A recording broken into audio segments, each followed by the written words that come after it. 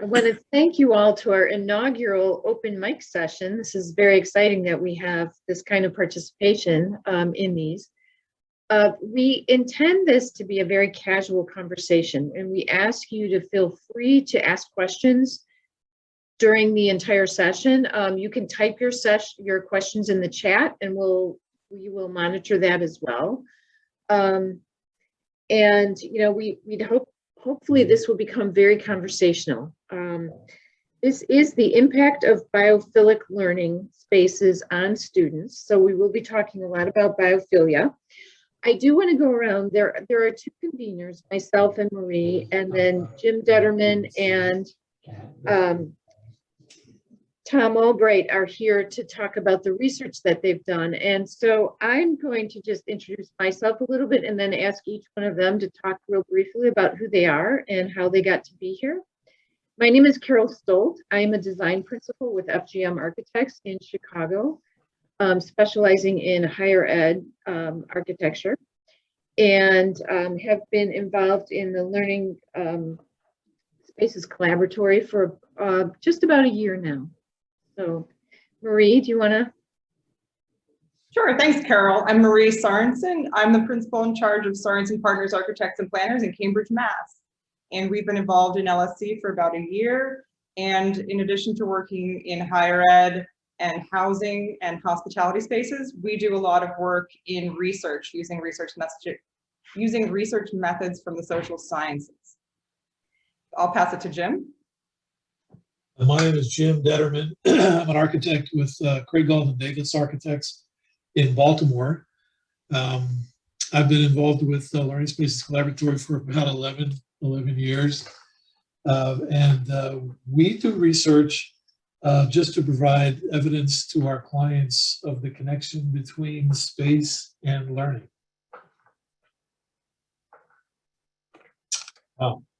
And I'm Tom Albright. I'm a neuroscientist. I'm on the faculty of the Salk Institute for Biological Studies in La Jolla, California, where I've been for the past 35 years. And I study in my laboratory the brain basis of visual perception, visual memory, and visually guided behavior. And I'm part of an organization called the Academy of Neuroscience for Architecture. And through that, I developed some ideas about how knowledge of the way the visual system is organized biologically can help inform design. And I met up with Jim Determan a few years ago to help design this project. Great, thanks everyone. So we're going to try something just kind of as an icebreaker, because we do want this to be an interactive session where you all have a chance to speak and ask questions or give us some of your own insights. So we're going to start by asking each one of you if you could either shout out or type in the chat a word or phrase that speaks biophilia to you. We want to kind of get a baseline of understanding on everybody's part about what biophilia is and what it actually means to you. So either type it in the chat or shout it out, either way, whatever is more comfortable for you, but we would love to hear from everybody.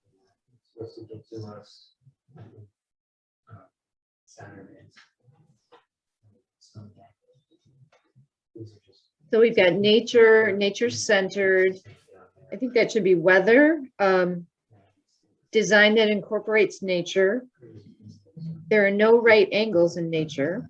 Natural world. Copy the nature. People are happier surrounded by nature. Incorporation of natural elements, humans connecting to nature, bring the outside to the inside, outside in, connectivity, visual evocations of nature, blurring the lines between nature and the built environment, fostering creativity, connected and comfortable, using nature to improve the built environment, calmer atmosphere. And I would say for me, my phrase would be reconnecting with the natural world, immersed in the beauty of the natural world or a space that reminds me of nature.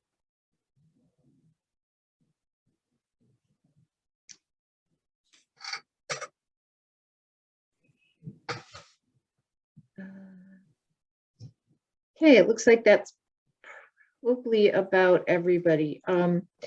What we would like to do now is have Jim and Tom give us a kind of a summary of their research. So I'll hand it over to them. So I'll begin just by introducing that we began this research back in, I think I called Tom.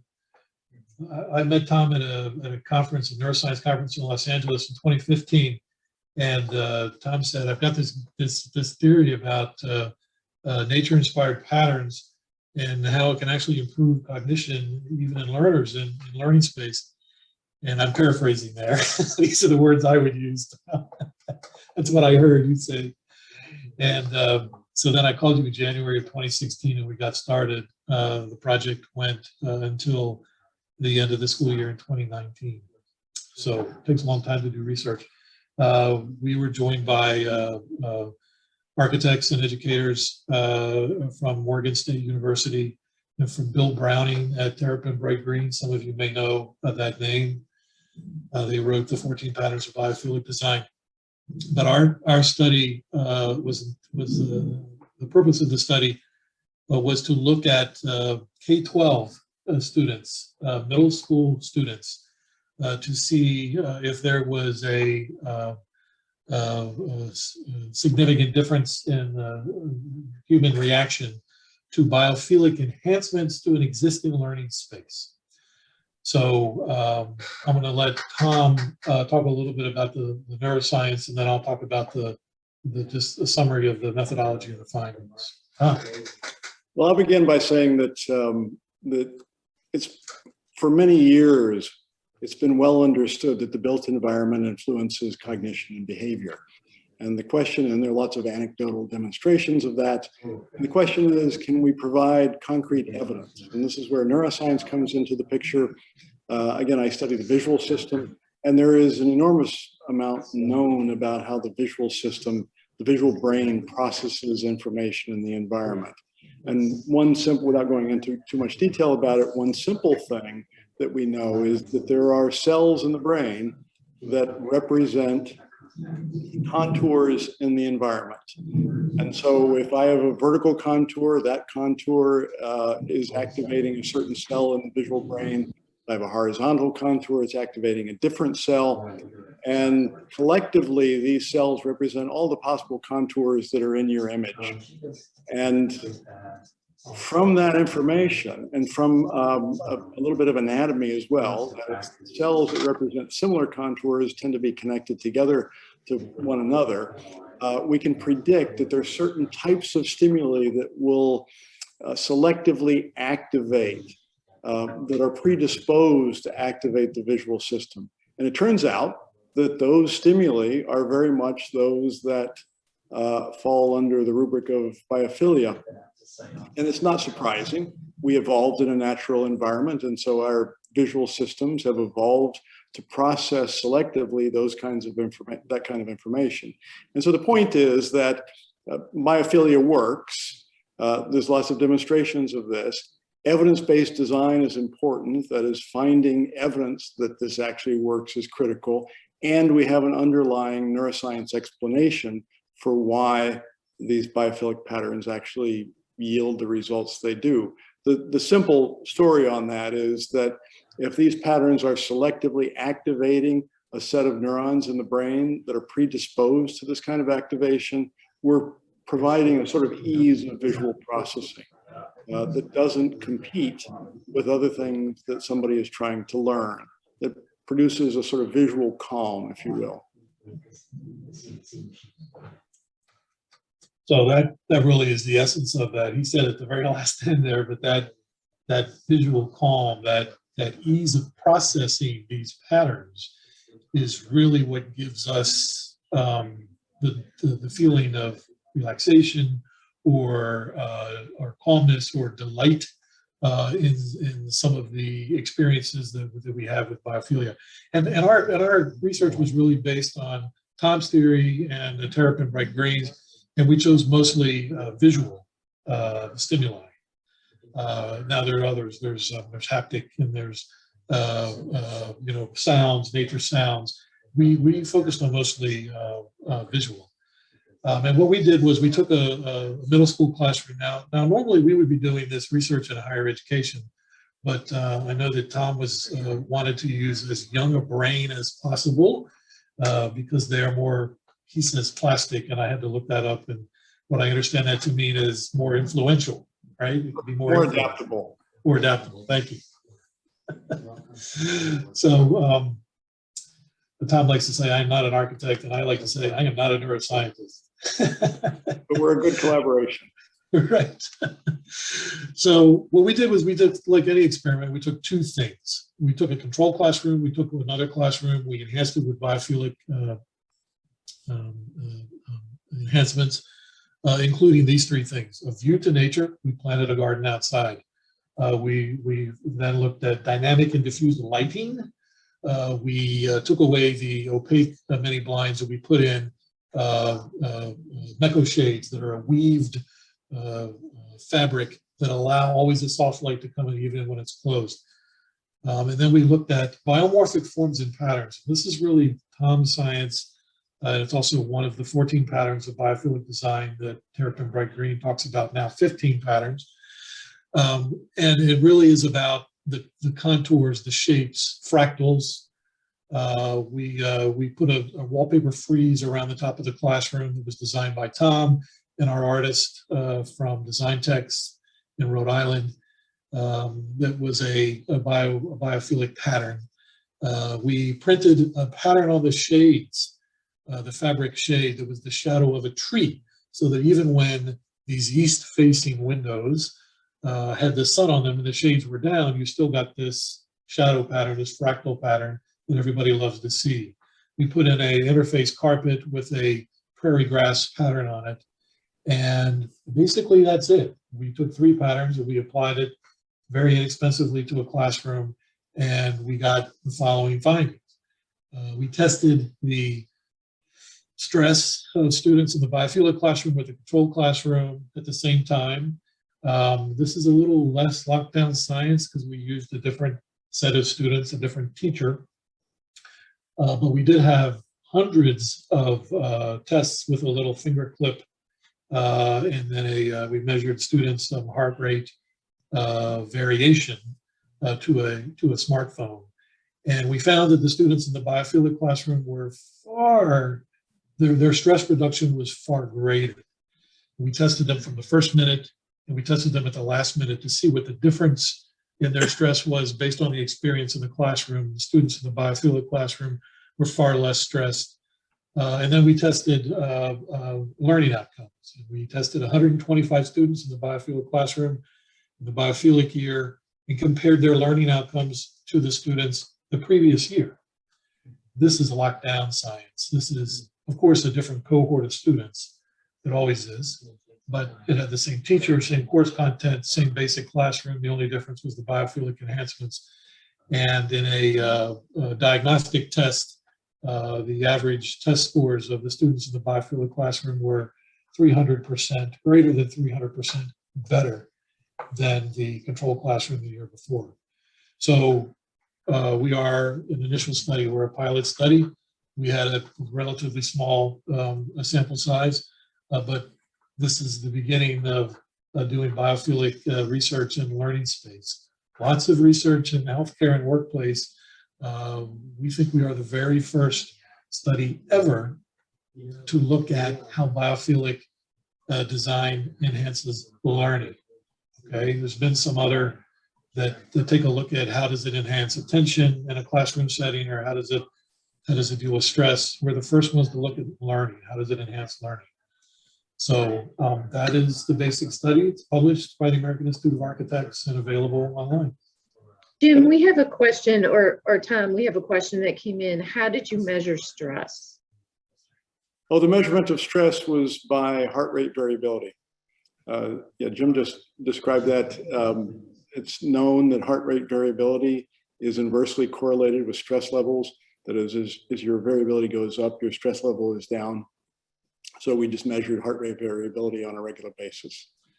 We were dealing with human subjects, students that had to get permission from the school system, from their parents, and from them. We were not allowed to take any biological specimen from the students, like we couldn't take cortisol. It is cortisol, right? Cortisol, elevated cortisol levels are arguably a better measure of stress level, less variable and more correlated with stress. But for some reason, they wouldn't let us do that. Right. Yeah, this is. I think it's remarkable that they let us do the experiment at all. I do too. Cool. And Jim taking their heart rate. Their heart rate worked for over a year to try to get this approved, and I want to echo again what Jim said before, and emphasize the neuroscience element of this. Not only is it one of the probably the first demonstration that biophilic design has this kind of impact on learning and stress levels, but it's also, I believe, one of the first applications of neuroscience knowledge to the design of the built environment in a way that will actually facilitate cognition and behavior, which is fundamentally important. This is what, again, this organization I belong to, the Academy of Neuroscience for Architecture, has been in existence for almost 20 years now.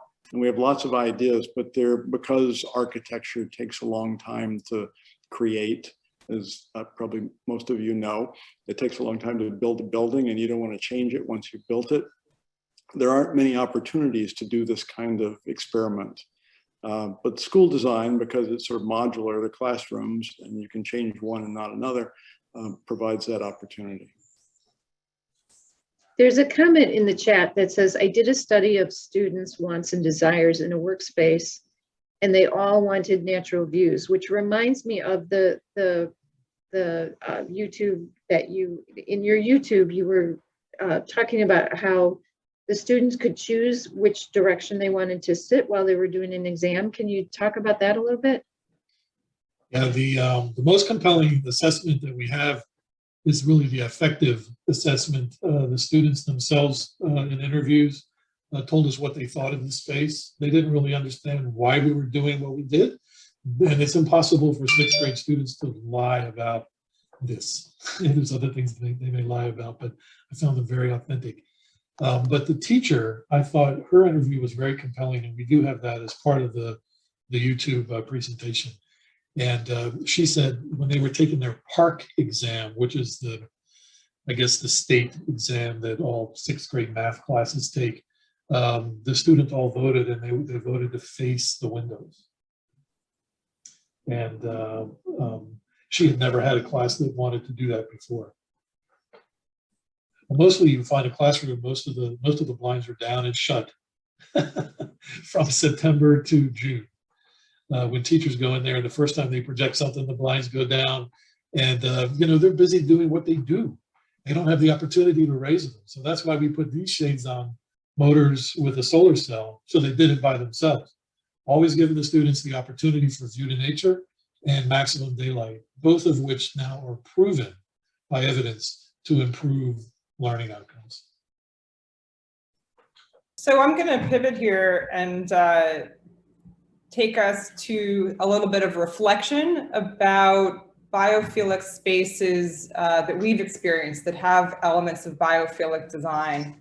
And I just wanted to share this image with everyone, which is a space I was walking through when I was actually listening to Jim and Tom's YouTube lecture. This is the Radcliffe Quadrangle. And I'd like to just provoke the question a little bit. You don't have to answer it. Does this space incorporate biophilic design? Do the chairs organized in social groups? And do the trees and the columns together have a sense of biophilic design? And then I'd like to show you this image, which is a screenshot from the YouTube that Jim and Tom put together. And this is an image of the classroom that they designed. This is the rendering, right, Jim? It is, yeah. This is the rendering.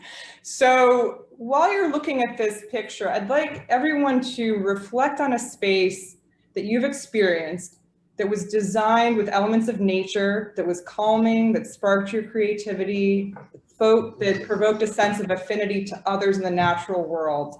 And as you're sort of reflecting back on all the spaces you've ever been in your life as a learner, as a teacher, as a facilitator of learning spaces, could everyone just, whatever's percolating in your imagination, whatever that visual image is, type into the chat a little bit. Tell us some basic things about that space. Where was it? What was its what was its purpose? What successful learning experiences happened in this space? Were there single learners there? Were there multiple learners? Were there individuals who were mostly focused and reflecting? Were people interacting? See if you can, could be indoors or outdoors. And the facilitators can also pepper the chat with some descriptions. Can I make a comment here? So biophilia is a large concept with lots of elements to it, but I would say that one of the important things about this is the neuroscience backing. And just to briefly review, what that predicts is that we should be particularly sensitive to contours that are varying gradually over space. And so the tree arbors are a good example of that kind of thing. Another prediction of this neuroscience theory is that we find these things particularly visually attractive. In other words, they're beautiful. So you could use this as a definition of visual beauty. And there are plenty of objects in our environment which capture that. One of my favorite examples is the cable-stayed bridge, which is the most commonly built highway bridge in the world today. And there are lots of engineering and material science advances that explain why that's true, but they're also almost universally regarded as beautiful. And so we've created a beautiful classroom in addition to the fact that it actually reduces stress levels.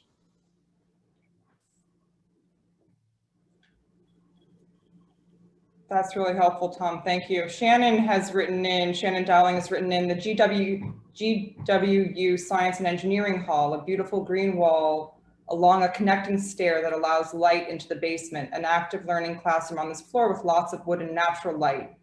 Even though it's below grade, the light materials and green wall allow you to still feel connected to nature. And Roderick Wolfson has written in the Episcopal Academy's new campus in Newton Square, Pennsylvania has a greenhouse classroom. It struck me as a wonderful learning space for more than biology classes. I don't think it was used for more than biology, but it inspired me. And Val Klugston has written any Zen garden and our restaurant at GCU that was designed as a forest with different plots of space and vertical timber slatting to capture the idea of a forest. Those are great, great reflections, everyone. Thank you.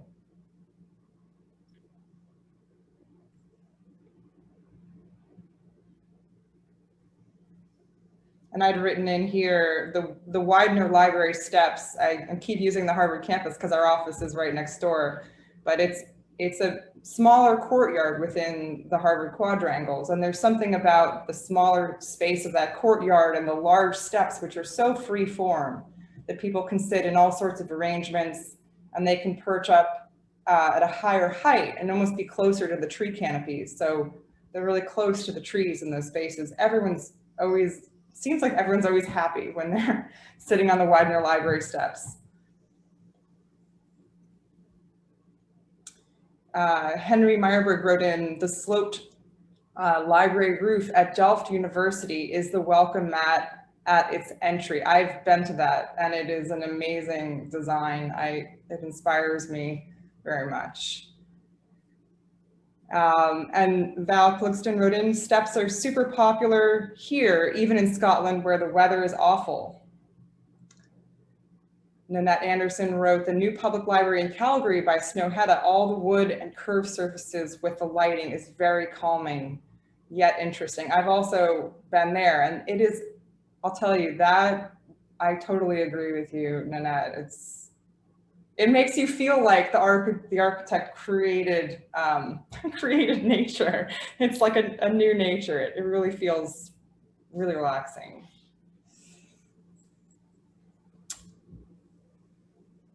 this is really great. A lot of responses. Trisha Boucher writes, I had an office on the second floor of a building that looked out over treetops. It was calming, and having a space to look up and relax into is great. David Duxbury wrote, how do we relate this idea of immersion into nature relevant to the people who may not have had access to spaces where there was little nature around them? That is an excellent question, and I think one we could move on to in a moment. Yeah, I could say something about that, Marie. Yeah, please. When we started this study, this is in West Baltimore, and 98% of the students are African American, and the other 2% are Hispanic. And they back up to a forested area along a river that runs through Baltimore. And I had the students out there, and I said, look at that forest back there. I said, what do you think about that? And they said, we don't go into that forest. We're afraid of those woods. We hear gunshots in those woods, and they find bodies in those woods. And so immediately I called Tom, and I said, we're done. I said, nature doesn't mean the same thing to this group of students, this urban group of students. And Tom said, look, this is not their individual life experience is not going to erase thousands of years of evolution that has formatted our neurons to be calmed when we see these natural patterns. And I think what you said, Tom, was, and you can correct me, that it may be interesting to see if there's any mitigating factors from their life experience. But we certainly found that they reacted very positively to all the biophilic enhancements that we had in the classroom. Yeah, we're all biological creatures, and this is tapping into the native organization of the brain. Something we've not said enough is that people like Juhani Palazma says that biophilic design is a clear sensory awareness for things that nourished and protected us. It is embodied memory. I wonder if there's anything we might say about how biophilic design helps support the goal of diversity and inclusivity, which is something else that we're really trying to focus on, all of us in higher ed these days. You know, as Tom was saying, we're all biological creatures, and being able to feel a positive and comfortable relationship with nature puts us in a more calming state, might make us more open to seeing the goodness and the joy of participating in interactions with other people. Shannon, I wondered if you felt like saying something about your thoughts about how that might be an interaction there. Well, it's interesting because everything that Jim and Tom have been saying has really resonated with me. I am working on a SCUP fellowship right now, and Evie on the call is actually my coach, by the way. But I just did a survey of over 150 students across campuses, and one of the things that came out really clearly in the survey was that students feel most comfortable in an environment, and they feel like they belong in an environment when they can see outside, when they can see outdoors, and when they have that connection to nature. So it's really interesting, the connections between diversity, equity, and inclusion and belonging, and this biophilic elements in design.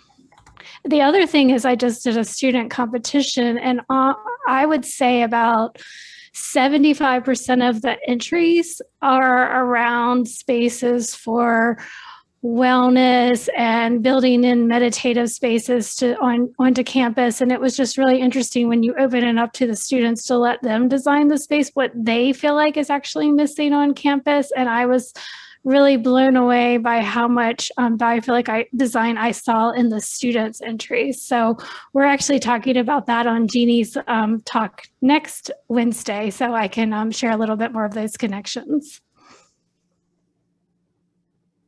Thanks, Shannon. Yeah, getting to this issue of of diversity. Our attitudes towards race in this country are socially and culturally defined. And one way to overcome that, to mitigate the problems that erupt from that, is to tap into what's common. And our biology is common. And so what we're doing here is exploiting the common neurobiology of the visual system in order to produce a visual common. That will work in anybody. It doesn't matter what your background is, what your racial heritage is.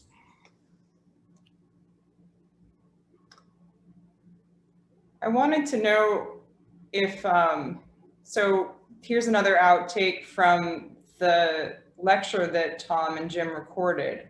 This was the classroom before Jim did the renovation, right? So No, no? very embarrassingly, this is after the renovation. But before, this is the control classroom, actually. Control classroom in the study, okay. Got it, okay. So Tom, there were so many interesting diagrams in your lecture. I hope everyone has a chance to listen to it. But, one of the things we want to understand is, what is the experience for the learner when they're in this space? And if the learner is in a space that has a wall that looks like this versus being in the space that I just had up on the slides, what is their brain doing in this classroom, Tom? So a couple of things I'll say about that. Jim mentioned earlier that this is not as he put it, a completely locked down study. That is, there are a number of variables that need to be controlled for, and hopefully at some point we'll go back and do that. But when my son's now in his 20s, but when he was in elementary school, I used to go into his classroom and the walls were just chock-a-block with all sorts of crap. And it's not just crap to them, because it's put up there because it's the work of the student. So the intention is that it's reinforcing. In this classroom, there's lots of things on the walls. If you're trying to learn, if you're trying to focus on the subject matter, this is a huge distraction. And so we did two things. We eliminated all that stuff on the walls, and we replaced it with a set of sensory stimuli that are, by the mechanisms that I described, are tapping into the native organization of the brain and bringing about a visual calm. So there's a lot of stuff going on here, but I would say as a first pass, just having all this stuff that has information in it on the walls is a huge distraction if you're trying to attend to the person who's speaking and trying to educate you. There may be a time and place where you want diagrams of a certain sort. And that's the beauty of being able to change the walls. That's what projectors do. They present material and then you can make it go away. Years ago, I watched the movie version of Ray Bradbury's Fahrenheit 451, which has Julie Christie in it. I had a thing for Julie Christie. But anyway, on the walls of the classroom, on the walls of the house. This is the house of the fireman, who the job of the fireman was to actually burn the books. There were these big projection screens, so they could look at a mountain scene or a babbling brook. And so we now have the technology to do that. We can change the composition of the walls in any way that's deemed appropriate for the task at hand. Learning math, you would want to put up a certain set of things on the wall. Learning another subject, put up a different kind of material.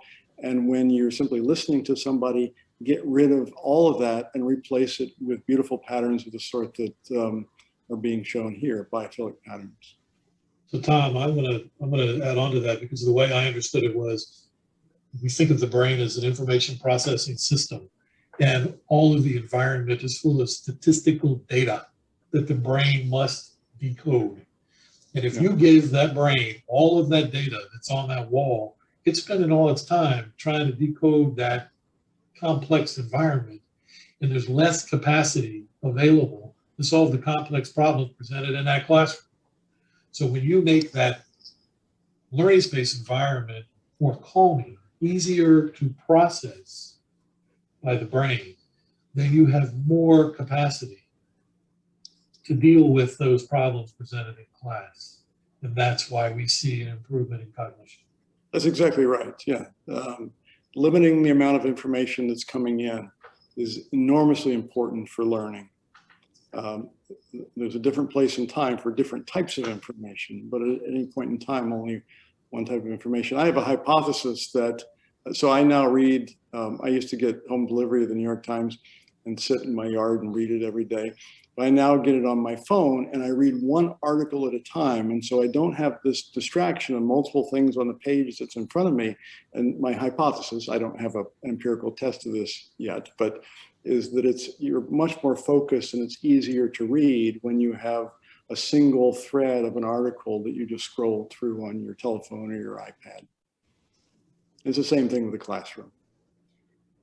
Question for Jim and Tom is, how difficult was it to convince the teacher to change the format and not put up all of the charts and graphs on the walls and kind of go with that and trust the process? And how did you bring her along in that? We had the trust of the head of school. So the teachers would say to us, we're evaluated on our teaching aids that we put up on the wall. And they do the math that the more that they have, the better they're going to be evaluated. So we had the trust of the head of school that said, you're okay, let's get it all down. And the teacher improvised by providing binders with this data in the binders the students could refer to. And, as we say, the learning outcomes were 3.3 times better in the Biophilic classroom. And she herself says that there's a calmness in this room. There's a softness in this room. There's a lack of clutter in this room. So I think that she was very convinced, but I will say change is hard. And when you go back to that classroom today, the teaching aids are back up on the wall. No.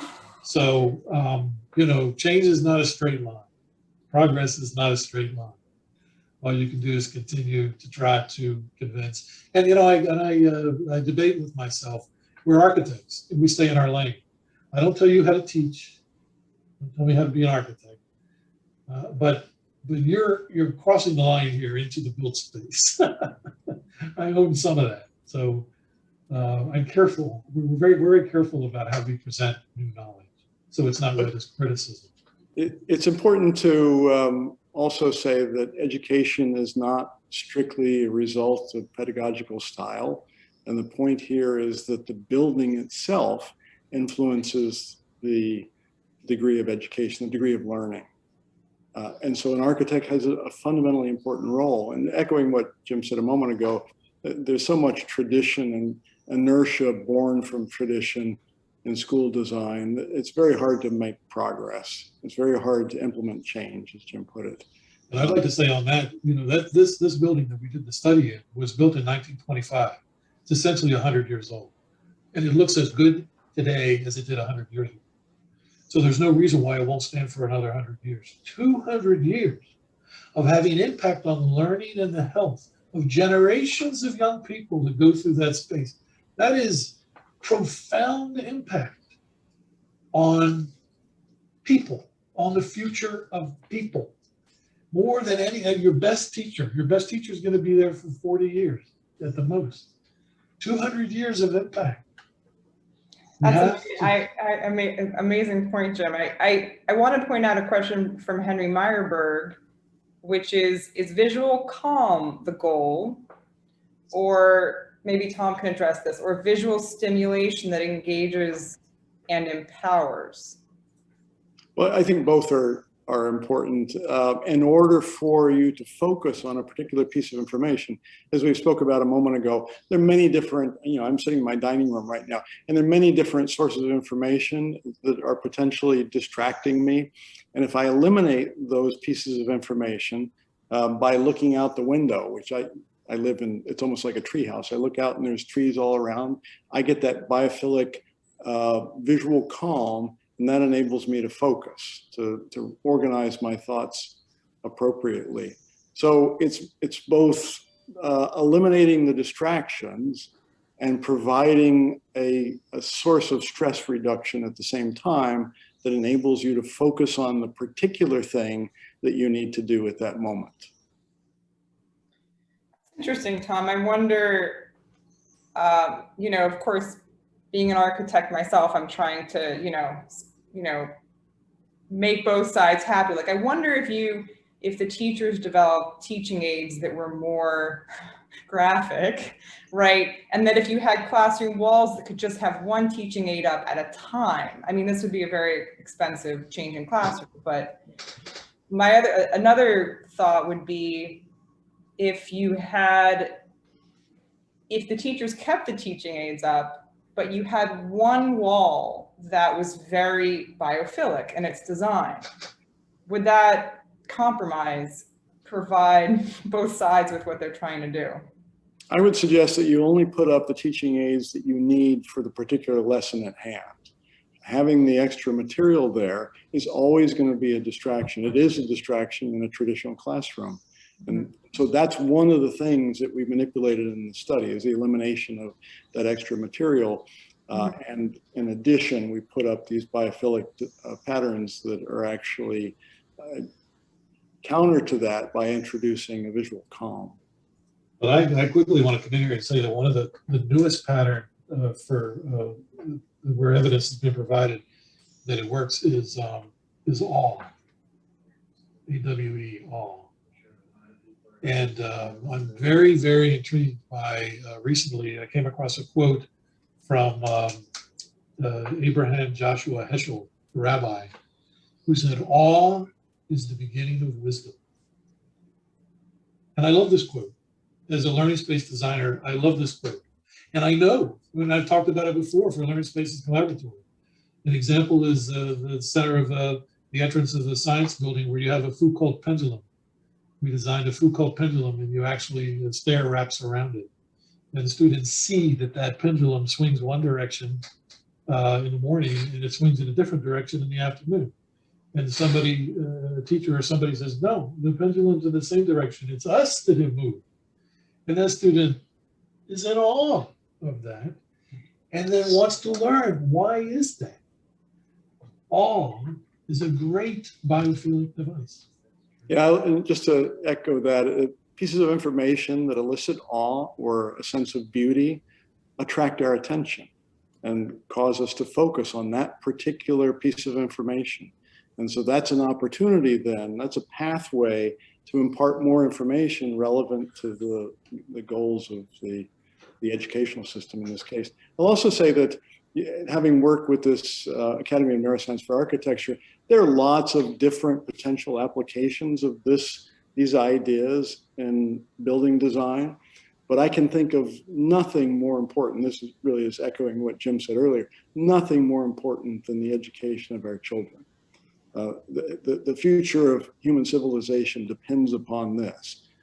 You could use this kind of design in healthcare, in improving productivity in the office, or creating spaces for meditation.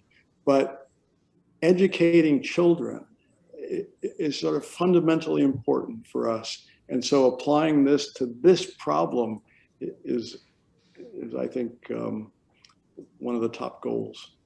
So much of what we hear from instructors today is the need to teach social emotional learning. And that's exactly what Biophilic assists with, that emotional feeling, lowering the temperature, creating the calm, perhaps reducing the number of acts of aggression that we have seen in schools since Columbine. So there's so many great applications for this in the learning space. So I'd like to put another prompt out to all the participants, which is, we're curious, after, a lot of changes coming about as people are returning to the classroom this fall for many institutions.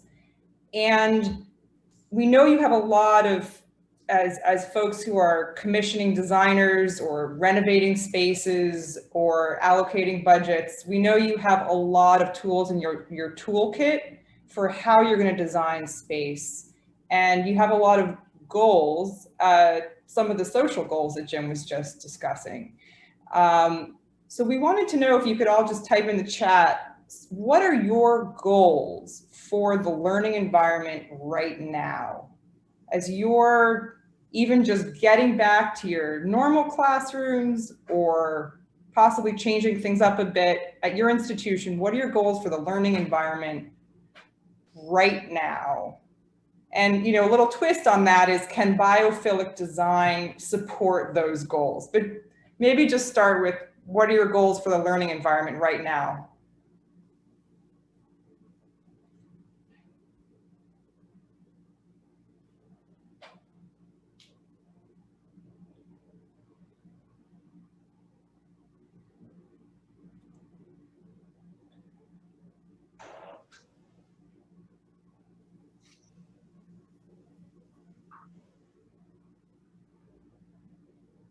Maybe some of the folks who are architects on the call have any ideas of things that their clients are asking for. You could write those in as well. Let's see. Helen Shu wrote, enhancing the student, residential, and on-campus academic experience.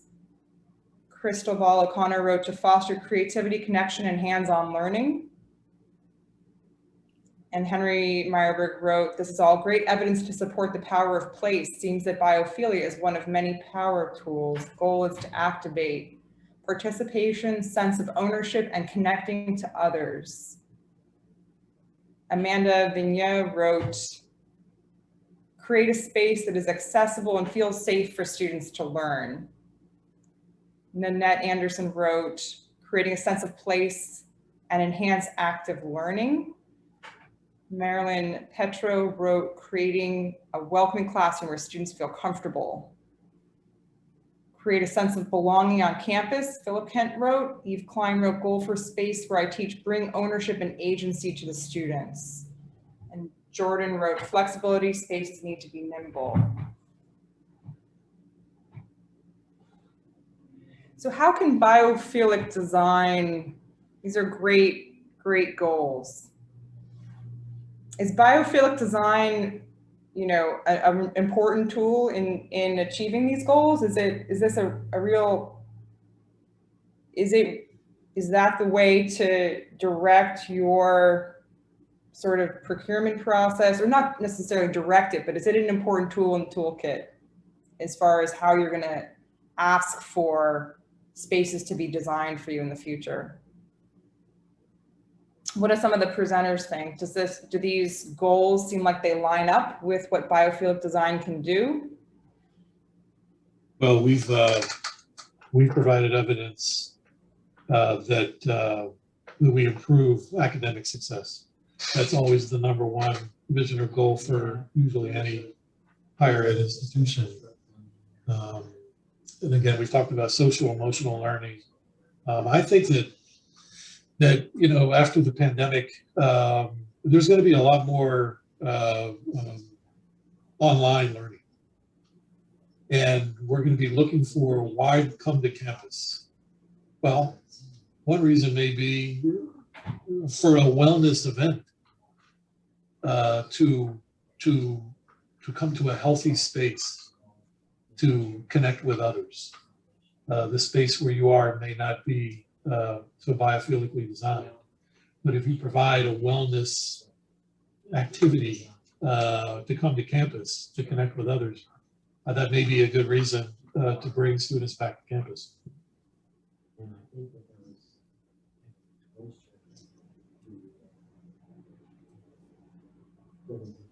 And you talked about the fact that your classroom design focused a lot on the cognition and enhancing cognition, but that biophilia could also and does also affect other things. And I think I was hoping that I think that a lot of these comments that we've gotten can be addressed in other ways by biophilia. And I was wondering if you could just kind of hit on a few of those other things.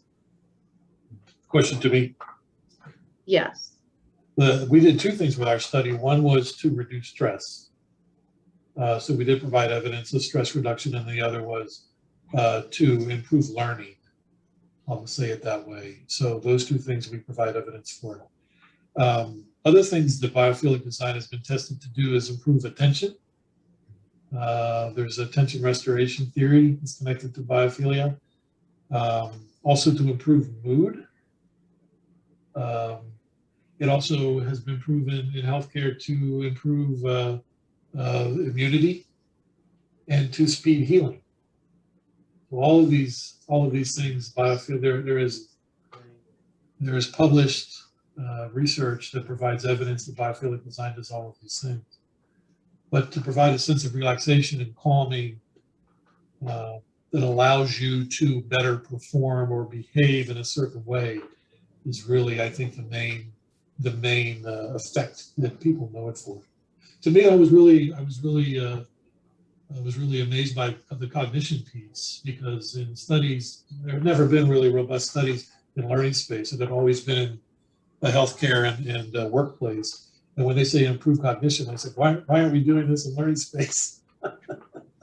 It seems like a no-brainer.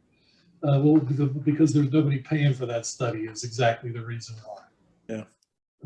So we went and got other monies to do it.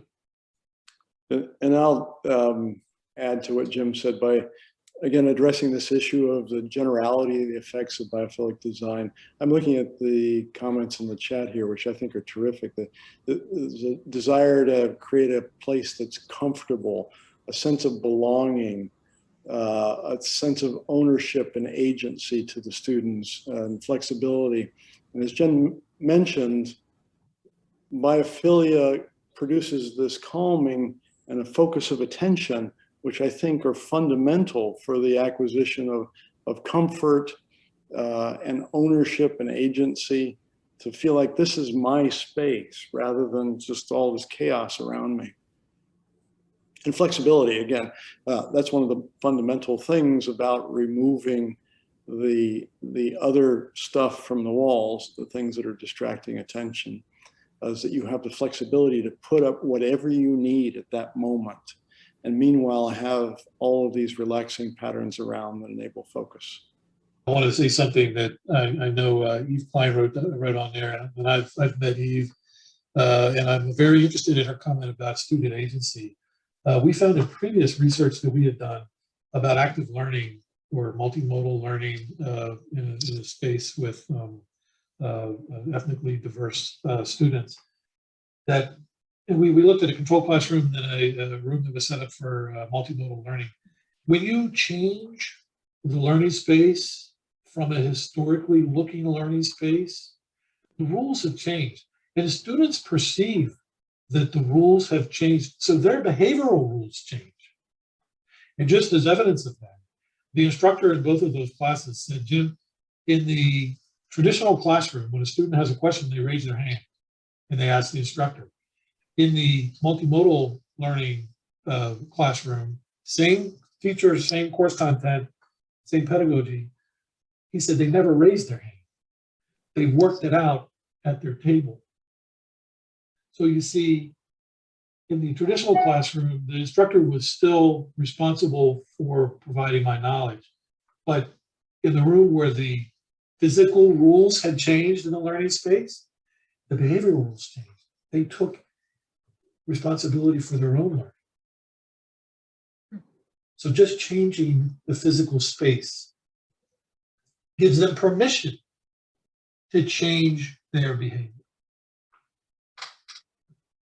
So a final question to Tom and Jim, and also it'd be great if folks could just write into the chat something inspiring that you might take with you from this talk, because we're wrapping up, is how should campuses and could campuses be translating this research into practice as they're now thinking about and redoing spaces on campus during the summer? What do they know now, and what are they learning about what to do next? How do we translate the theory into action? So perhaps if anyone is inspired, you could write into the chat, you know, if you had whatever budget you needed, what space on your campus would you transform, and how would you transform it with biophilic design? Or just, you know, what space would it be? And then that would be impactful. And then perhaps Jim and Tom could address that question. How campuses should or could be translating this research into practice.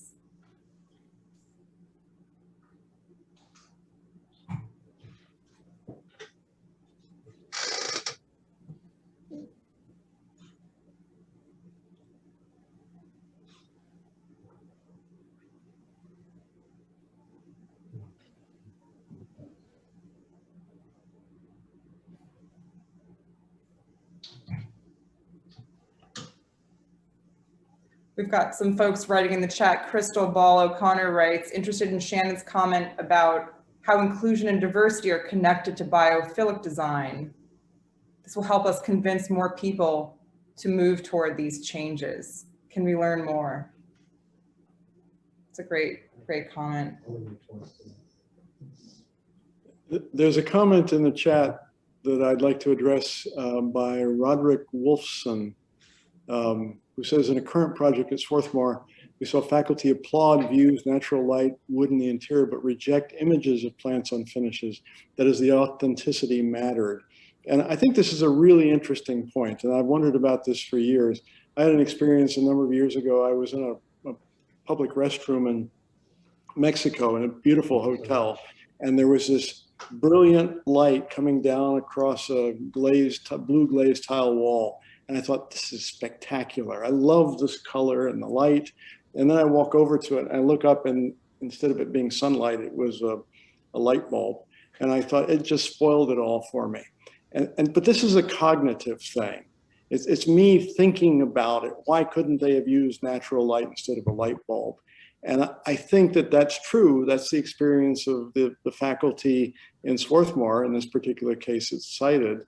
But I would still predict that these abstractions of nature and the interior design, consistent with the results of our study, are going to have an effect. Even though we say it's not real, I reject it.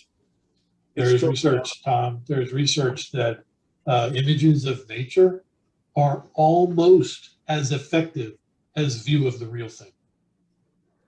Almost as effective. But what doesn't work is plastic plants. Because then you can go, if you're fooled by it, and then you go and you touch it, and then you are disappointed. If you see the picture of nature, you know it's a picture. Yeah, that's an interesting point, because a plastic plant is trying to be something it's not. A picture is not trying to be something it's not. Right. But I think that there is a big element of cognition here, of what we think about these things. But nonetheless, they have subtle influences over our cognition and behavior, even if we think we reject them as abstractions or artificial. Well, thank you all so much. We're at our wrapping point. We want to thank Jim and Tom, our presenters, Carol, and of course, Jean, for organizing this. Thank you all so much for joining us tonight. We really appreciate it, and looking forward to next week's open mic.